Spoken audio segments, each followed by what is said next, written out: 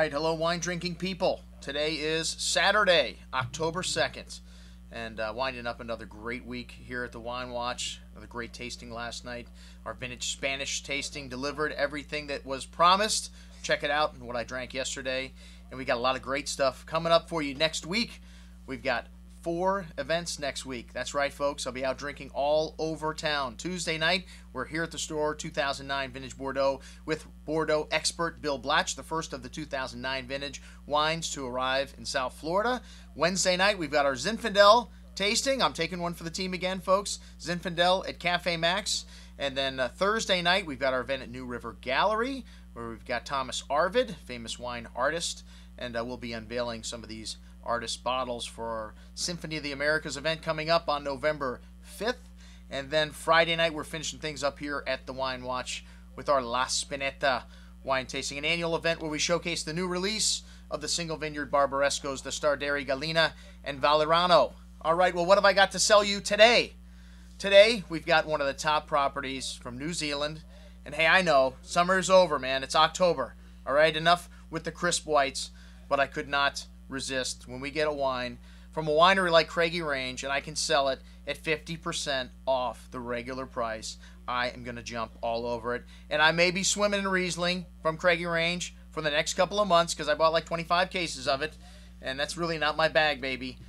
Light crisp whites. But I love this wine. I took it home and it went perfect with this pork dish. I described it on what I drank yesterday, a few days ago, with a apple cider, apples and pork. It was fantastic. You get that tanginess of the apple cider vinegar, and then the acidity from the Riesling, the fruitiness of the Riesling, and then the apple, and then the pork, the other white meat. Great with Riesling, in my opinion. You get that lovely flinty, slaty character that you get from Riesling standing out in the nose in this wine. Some lovely lime, citrus fruit, and definitely some distinct minerality. Even though this wine's got sweetness, it has got great acidity. Finishes dry. You really don't notice. It's a little bit mouth puckering on the finish, maybe a little hint of sea salt as well there.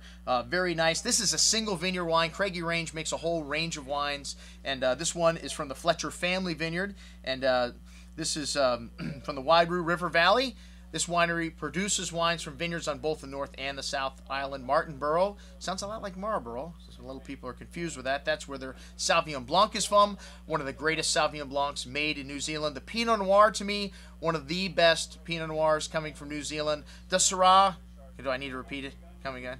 One of the best Syrahs made in New Zealand. Do you see the theme here? Okay, well, what does it take to make great wines? It takes money, it takes commitment, and Terry Peabody is the money behind this operation. He is committed. His whole family is into this winery business now, and the other gentleman, Stephen Smith, is the brains. I met Stephen years ago when he was with Villa Maria. He was the brainchild behind that winery's high-end wines, master of wine, a brilliant guy, and he is the brainchild behind, sourcing out the vineyards and setting things up viticulture behind this winery, Craggy Range. And it's only been around for a few short years. I think 1997 was when they started this project, and as I mentioned today, Craggy Range is considered one of the top wineries in New Zealand, one of the top wineries in the world. Check it out on our email today. I'm your host, Andrew Lampasone, signing off for the Wine Watch, saying remember, always drink the good stuff first.